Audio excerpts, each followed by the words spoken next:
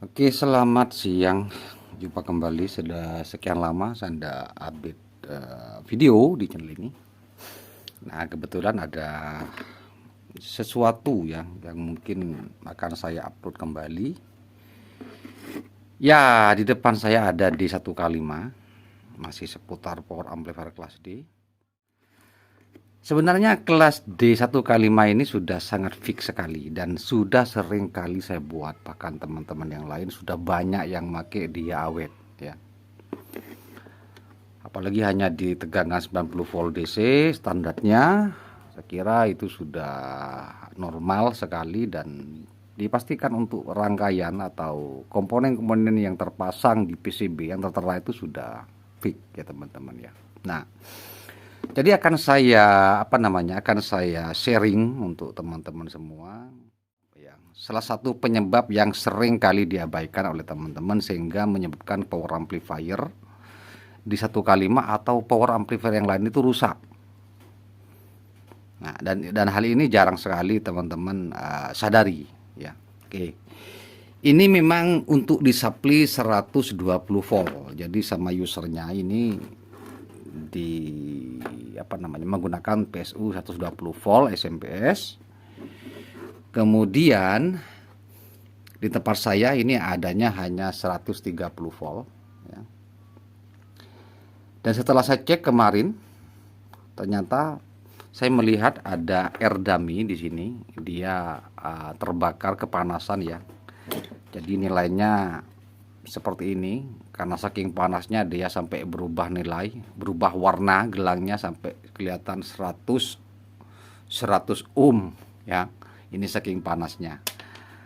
Nah, tanda-tanda air dummy ini 1K5 yang di belakang ini 2 kali 1K5 ini panas atau terbakar itu mengindikasikan bahwasanya power ini DCU tinggi DCU-nya.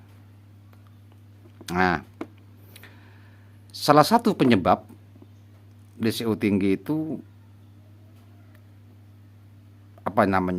kemungkinan penggunaan IC ya, ICIR ini dan CD ini dia tidak bagus, terutama ICIR-nya. Karena untuk isu DCU sendiri pada kelas D amplifier itu, apalagi di 1K5 ini bukan isu yang penting. Artinya jarang sekali kalau kita merakitnya dengan benar tidak akan menghasilkan DCU tinggi. Nah, sekarang ini saya akan memberikan sebuah alasan lain kenapa tiba-tiba setelah mungkin power ini digunakan beberapa menit atau beberapa lagu dia tiba-tiba DCU tinggi dan suara menjadi rusak atau bahkan mungkin mati. Nah, saya ambil contoh dari power ini yang sudah masuk ini. Ternyata kemarin saya cek dia baik-baik saja teman-teman. Saya cek IC logic dan IC switch IR dia normal. Saya cek bagian tegangan op-amp yang 12 volt dia aman. Saya cek bagian totem pole di sini semua air gate dan diode gate-nya juga aman. Kemudian saya cek juga untuk karena kebetulan ini servisan dari saya juga dulu awalnya. Otomatis untuk LPF sendiri ini dia sudah saya sinkronkan dengan speednya. Ini speednya sekitar 230 kHz dengan induktansi di sini 40 mH ini teman-teman. Jadi lilitan LPF-nya dia sekitar 19 lilit ya teman-teman. Nah, setelah dicek normal, saya berpikir kenapa SMPS ini dia mengalami output DCO yang cukup besar saat digunakan. Ternyata setelah saya pelajari dan saya tanyakan, banyak sekali teman-teman yang tidak mengindahkan atau tidak memperhitungkan adanya pendinginan sirkulasi udara dari depan. Katanya kemarin ini dia powernya belum selesai. Untuk bagian kipas di bagian depannya ini dia belum terpasang, hanya kipas di bagian pengeluaran di belakang. Dan ternyata diambil dipinjam orang tanpa artinya yang pinjam salah ambil begitu ya, salah ambil. Otomatis dia beberapa lagu katanya dia rusak, suaranya rusak, kacau, macet lah seperti itu. Dan dikirim kembali ke tempat saya, dan saya cek ya seperti yang tadi sampaikan, bahwanya saya melihat ada air dummy 2 kali, 1 kali mainnya dia terbakar. Jadi intinya teman-teman, untuk menghindari kerusakan pada power yang sudah dirakit itu sangat disarankan sekali, bahkan saya kira ini wajib hukumnya teman-teman memasang pendingin, memasang kipas dari arah depan.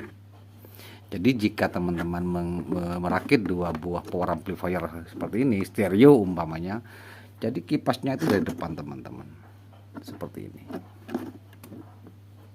Tujuannya untuk mengcover area IC dan totem pole juga, bahkan LPF-nya itu, sehingga dia sehingga dia itu bisa tercover oleh udara pendingin. Karena banyak sekali saya lihat teman-teman juga perakitan itu hanya dia memasang kipas dari panel box belakang, yang mana itu pastinya tidak akan begitu maksimal untuk mengcover bagian pendingin IC. Jadi saran saya menggunakan 2, kalau rakitnya stereo 2 kali power seperti ini, teman-teman sediakan 4 fan. Jadi masing-masing power di depannya ini kasih kipas, kemudian di bagian panel belakangnya itu teman-teman sebagai pembuangan. Jadi ada sirkulasi yang lancar udara dari depan ke belakang.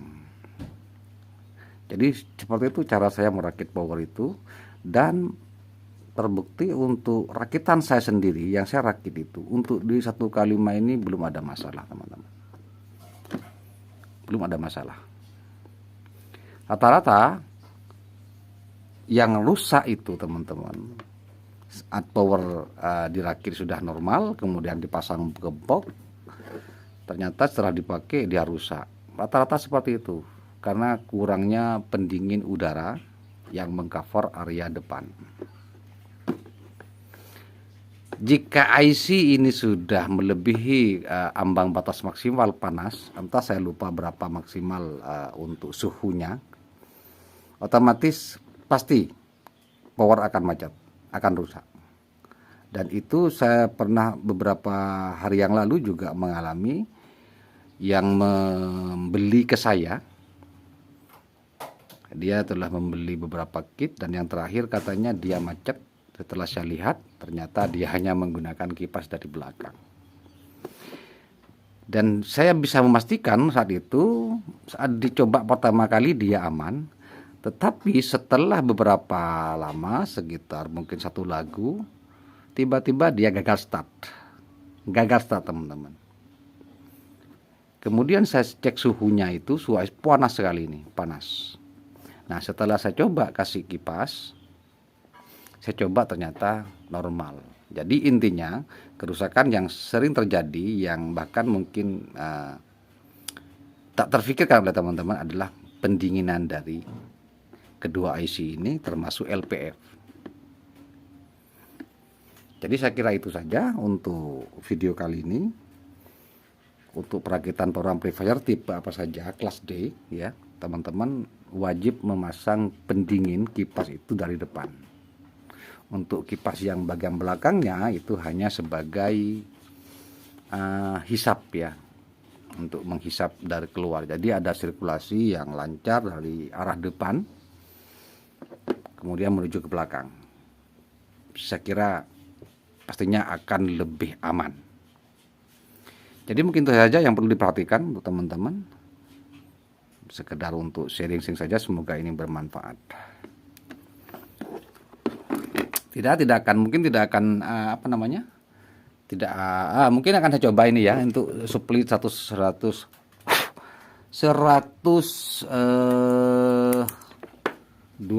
volt ya, 130 volt teman-teman. Kita coba nyalakan.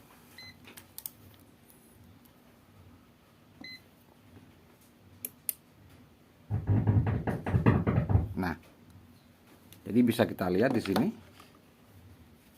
Bisa kita lihat di sini untuk tegangannya itu ini. Nah, 130 volt teman-teman. Nah, ini. Dan ini sudah normal, sudah saya cek barusan dan sudah coba lut ringan, dia aman karena memang ini belum ada heatsinknya. Tidak saya dikirim tanpa heatsink. Aduh. Nah, otomatis dia aman ya teman-teman. Untuk suhu MOSFET aman dan juga saya cek ripple-nya sudah aman. Untuk tes poin yang diperhatikan pada D1K5 ini, teman-teman bisa cek video-video saya yang lain yang membahas tentang D1K5, di situ sudah lengkap. Jadi tidak perlu saya ulang di sini. Ini hanya sebagai video tambahan saja. Jadi dia sudah normal dan akan saya coba kirim kembali kepada pemiliknya. Mungkin itu saja. Terima kasih untuk waktunya sudah menonton dan kita akan berjumpa kembali di video-video berikutnya. Sampai jumpa.